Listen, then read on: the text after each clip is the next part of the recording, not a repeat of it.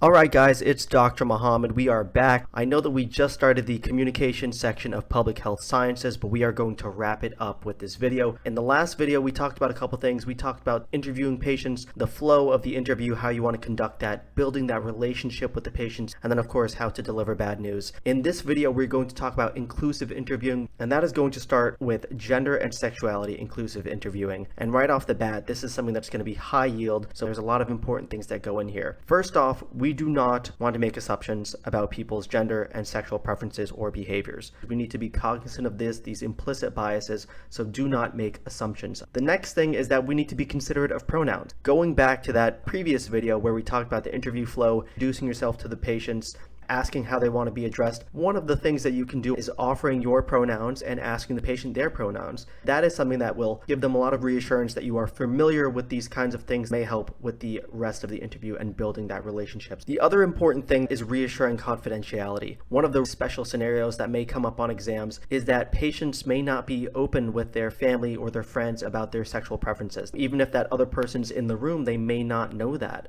So reassuring confidentiality, if you need to ask someone to step out, will really help get the important information from the patient that you need to take care of them. One of the other things that goes along with this is do not discuss these issues if they are not relevant to the current visit. For example, if a patient comes in because they stub their toe, you really don't need to be getting into the sexual preferences because it may make them uncomfortable. Conversely, if a patient is coming in with a genital complaint and you want to ask about these kinds of things, you're considering men having sex with men that puts them at a higher risk for HIV, those are important things to ask about. So of course you want to ask that. You want to be respectful.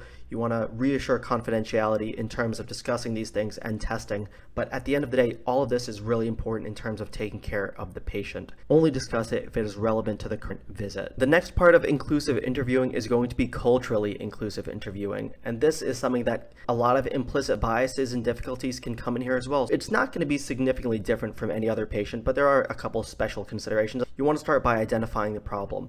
And ideally, this is something that you want the patient to describe in their own words. You want to get it directly from the source.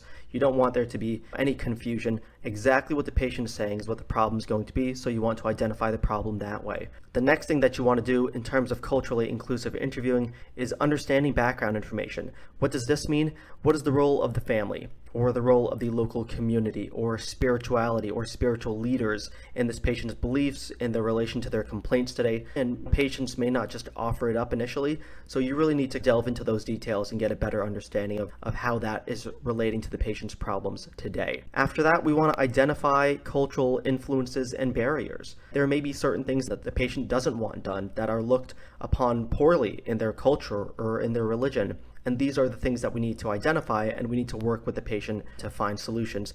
And that brings us to our next point right there, which is coming to collective solutions. You as the physician need to take your medical knowledge, pair it with the patient's culture, with their background, with their knowledge, with all of the information that you're giving to, and the two of you together will be coming up with collective solutions.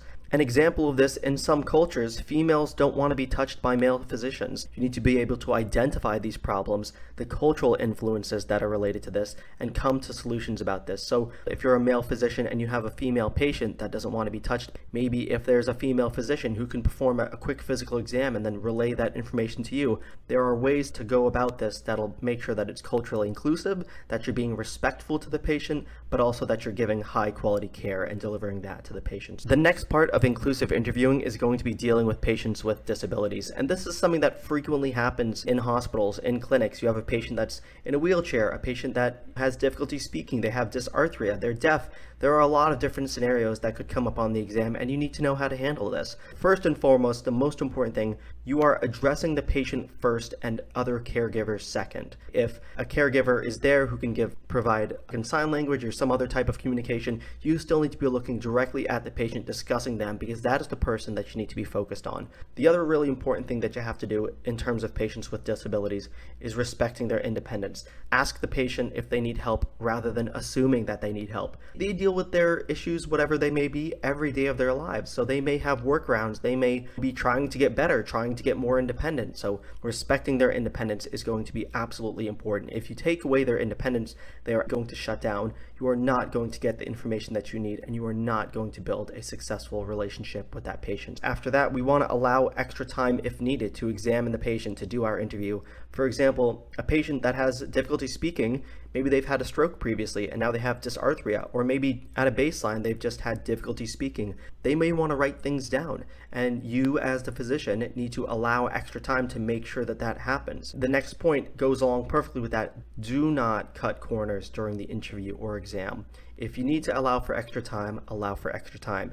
If you need to have someone else come in to help you perform an exam, have that person come in. Me personally, working in the ER, sometimes we have these patients with disabilities come in and they fall in and they're in a wheelchair. We cannot cut corners. We need to respect their independence, but find a way to get them to the bed or get them to lean forward, to completely, fully examine them, take a look at their back, take a look at their limbs, to make sure that we're not missing anything, because this is absolutely critical. If you are cutting corners and examining these patients with disabilities or interviewing them, you are going to miss things and you are going to harm patients. The last two things that we're going to talk about here, we're going to start with using interpreters. You are going to be taking care of patients that speak other languages, and you will need assistance in doing that. So in terms of using interpreters, they must be professionally trained and certified. They can be in person, they can be on video or on phone.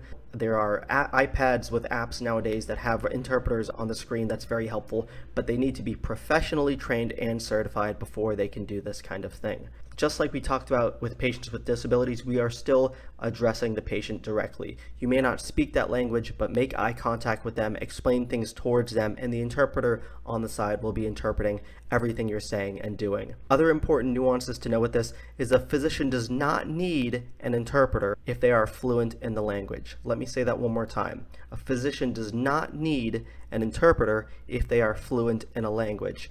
However, the caveat to that is that most hospitals and healthcare facilities require them to pass a medical language competency exam or course to prove that they have the medical jargon down and how they can explain those things to patients before they can be accredited to actually do that. If for some reason interpreters aren't available, but there is a family member there, you can allow the family member to do the interpreting. It may not be perfect, but it will get you some of the information that you need, but definitely need to be documenting this if you are not able to use a professionally trained and certified interpreter. If there is an emergency situation, you need to use whatever resources you can get to get information from the patient, whether that is a professional interpreter, whether that's a family member. Even if it's an emergent situation, if you speak a little bit of the language and there's no one else who can professionally interpret and translate, then you can use your skills and get that information to help take care of the patient, because it is an emergency situation and all bets are off in that case. The last thing we are going to talk about here is motivational interviewing. And motivational interviewing is something that's important. It's a very great skill for physicians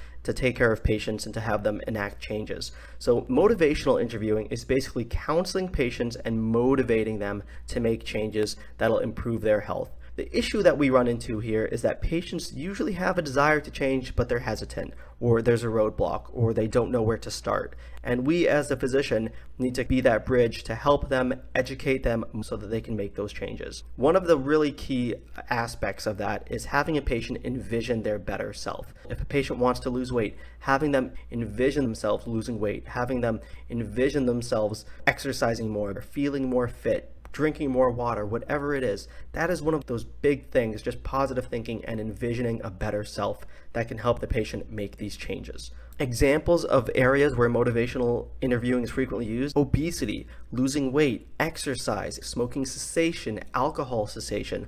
All of these are examples of areas where the physician can perform motivational interviewing with the patient. The last thing that I want to say about motivational interviewing is that the more specific you and the patient can be about goals, the more likely they are to work towards those and achieve those. And I am going to throw a mnemonic on here, so bear with me. Goals should be SMART. They should be M-A-R-T. They should be, and I'm not going to write the entire thing down, but we're going to go through one by one. They should be specific. The goals should be specific. They should be measurable. There should be a quantitative way to measure this change that the patient wants to make. They should be achievable. It should be something that the patient can work towards, something that is within grasp of the patient that they can actually achieve. They should be relevant. They should be something that is important to the patient. If a patient is suffering from diabetes and they want to lose weight, weight loss is something that's relevant to the patient, and they should be time bound. We want to make sure that we're putting boundaries on it to make sure that the patient is actually working towards that in a reasonable amount of time. So SMART goals is a really good way to be specific. As an example, there's a big difference between saying I want to lose weight and saying I plan to work out 30 minutes a day, 3 days a week, and lose 10 pounds by August. Those are very different things, the latter of which is specific, it's measurable, it's achievable, it's relevant, and it's time-bound. Quick recap, we are talking about inclusive interviewing here, and it all starts with gender and sexuality inclusive interviewing. Avoid assumptions, be considerate of pronouns, assure patients of confidentiality, and if these things are not relevant to the current visit, don't discuss them. Culturally inclusive interviewing, we want to be able to identify the problems with the patients, understanding the background information in terms of family members or the local community or spirituality or spiritual leaders, so that we can come to collective solutions along with the patient and their significant others or loved ones. Patients with disabilities, remember we want to address the patient first directly and any other caregivers second. We want to respect their independence. We want to allow extra time during interviewing and examining if we need to, and we absolutely do not want to cut corners. Using interviewers, remember we want them to be professionally trained and certified. If a physician is fluent in a language, they may be able to speak to the patient in their native language as long as they've passed a competency course. In emergency situations, it's about using whatever resources you can to get as much information as possible. And then finally, motivational interviewing. Patients may want to change, but they may be hesitant, so we need to work with them. We need to create goals that are specific, measurable, achievable, relevant, and time-bound, and that'll help patients envision their better selves and achieve that goal. With that being said, that is the end of this video, and that is the end of this communication section. I will see you in the next one.